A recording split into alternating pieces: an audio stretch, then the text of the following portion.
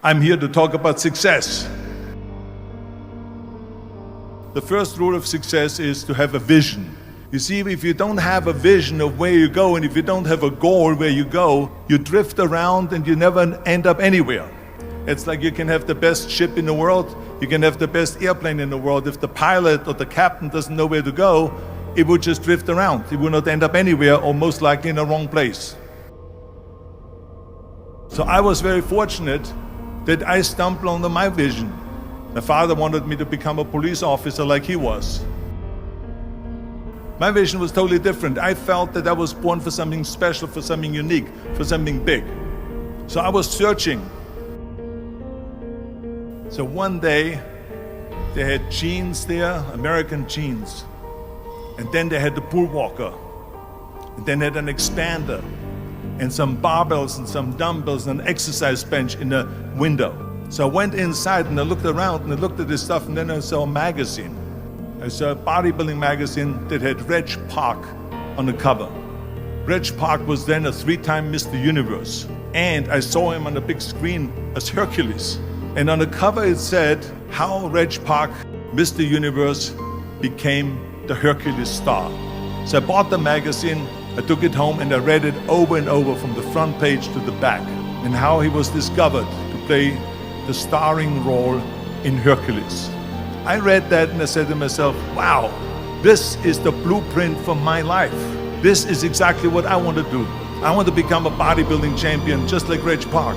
I want to get into movies just like Reg Park. And I want to make millions of dollars and be rich and famous just like Reg Park. Imagine the majority of people don't know where they're going. I knew where I was going, that I'm going to become this bodybuilding champion just like him.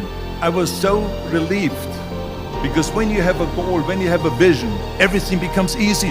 The majority of people don't like what they're doing. That is unbelievable if you think about it. So I felt so blessed that I knew what I was doing.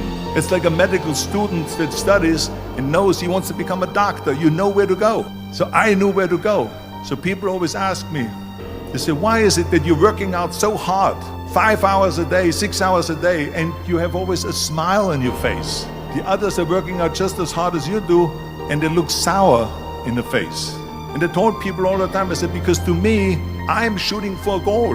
In front of me is the Mr. Universe title. So every rep that I do gets me closer to accomplishing that goal, to make this goal, this vision turn into reality. Every single set that I do, every repetition, every weight that I lift will get me a step closer to turn this goal into reality. So I couldn't wait to do another 500-pound squat. I couldn't wait to do another 500-pound bench press. I couldn't wait to do another 2,000 reps of sit-ups.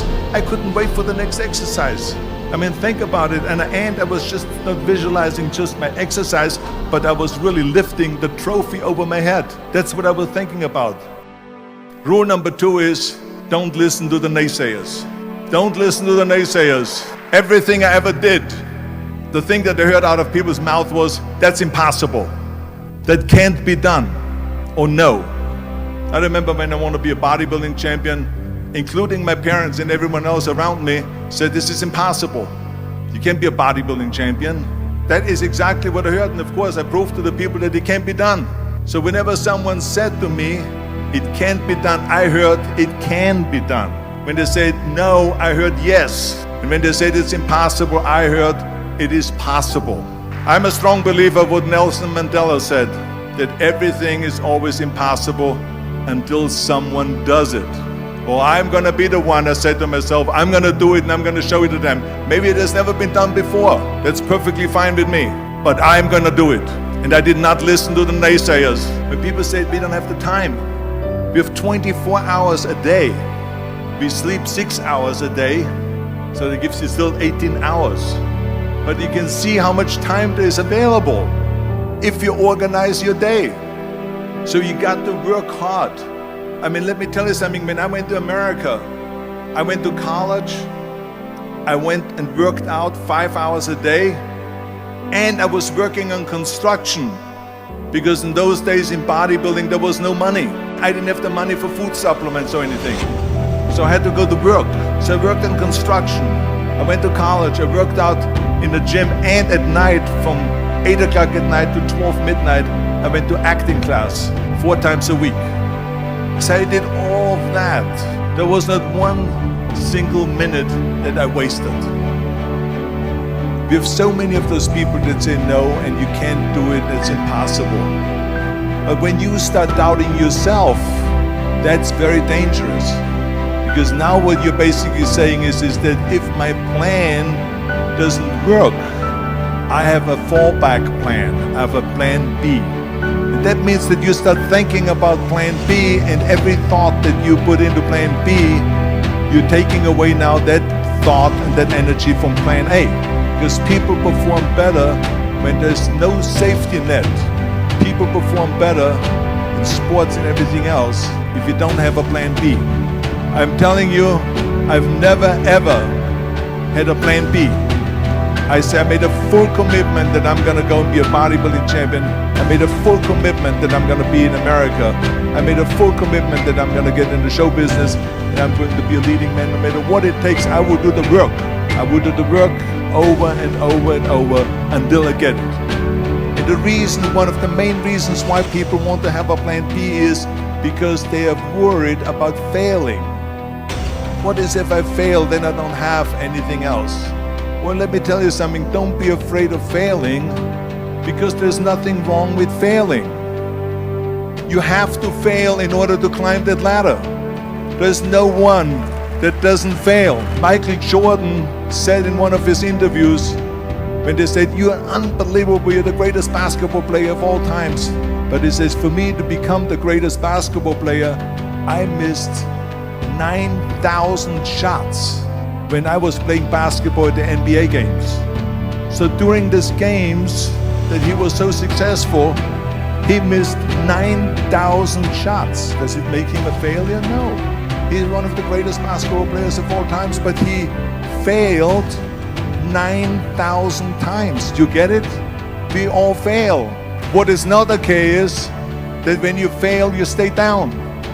Whoever stays down is a loser. And winners will fail and get up. Fail and get up. Fail and get up. I failed in bodybuilding. I lost bodybuilding competitions. I lost powerlifting competitions. I lost weightlifting competitions. I had movies that went in the toilet and that were terrible and got the worst reviews.